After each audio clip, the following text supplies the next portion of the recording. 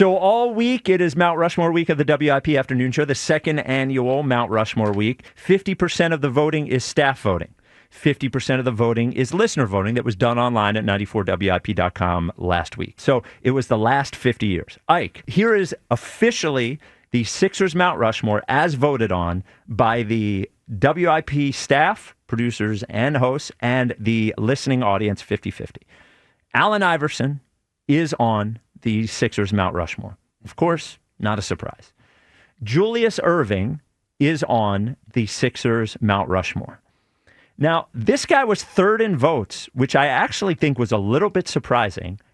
Charles Barkley is on the Sixers Mount Rushmore.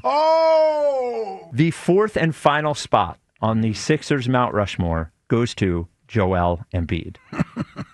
Now, what people will say, now here's the thing. Now, I think Joel Embiid should be on the Sixers Mount Rushmore the last 50 years. Mm-hmm. You know I agree with that. Of course. What people will say... So do I, by the way. Yes. What people will say is that Embiid made it over Moses. Mm-hmm. But that's not what I think happened here. Charles made it over Moses. Yes. Like to me, Embiid is a lock and Charles is not.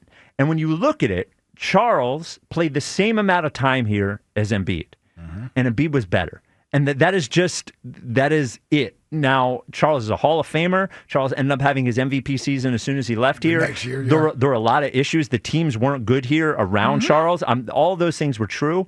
But also is true is that Joel Embiid is a better basketball player than Charles Barkley was, especially in his time here with the Sixers.